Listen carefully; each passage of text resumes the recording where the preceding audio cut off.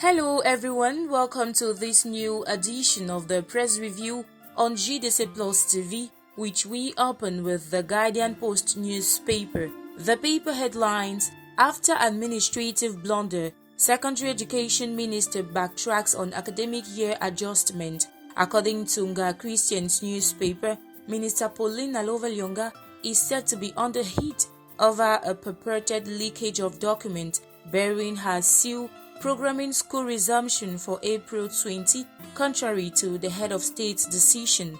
The paper further says she granted interviews yesterday, probably reacting from an embattled position over what observers say is an administrative blunder.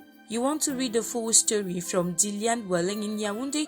Get a copy of the Guardian Post newspaper published today and have your thirst quenched on page 3.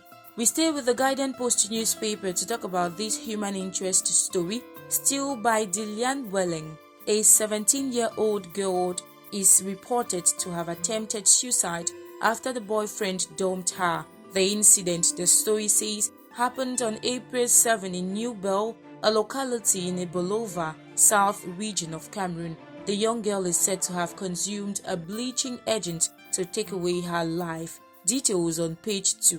From the Guardian Post, we move on to the Post Weekender, which has as main headline, Atanganji, Kamto and Broglio over COVID-19 battle infuriates Cameroonians. The paper highlights that the Minister of Territorial Administration, Paul Atanganji, declares Kamto's fundraising to contain COVID-19 pandemic is illegal. Kamto's party scribe hits back and dares government to sue the party if at all it contravened the law. And it is all these that the Post says Cameroonians have condemned, asking both to put these political differences aside and face the real problem, which is a threat to everyone's life. You can get details on page 2 of the Post Weekender, published this Thursday, April the 9th, 2020. The Post Weekender equally talks about the reaction of the World Health Organization chief Tedros Adhanom on the suggestion of 2 French scientists to use Africa as a testing ground for the COVID-19 pandemic. As the paper highlights on its front page, the WHO director, while condemning the racist attitude of the French scientists, said it clearly, and I quote, "Africa cannot and will not be a testing ground for any vaccine." You want to get his full reaction? Read page 3 of the Post Weekender, published this Thursday, April 9, 2020.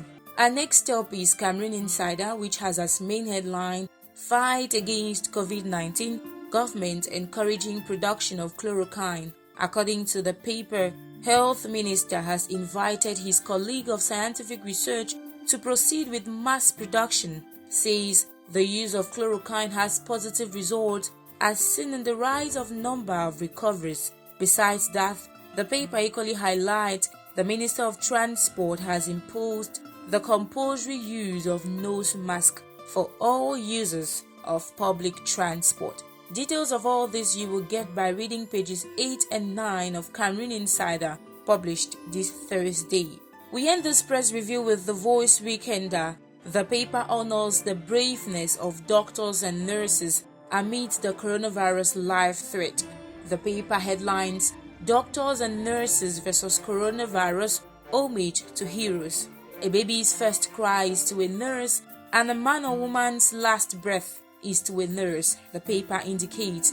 These indefatigable people that we see every day in white, with nobody pausing a little to thank them enough when coronavirus comes around. It is time for all of us to pause and hold hands as one large family and bow to them, clap to them, and sing to them, because they are the real heroes. You want to read more about this piece? Get a copy of the Voice Weekender, published this Thursday, April the 9th, 2020.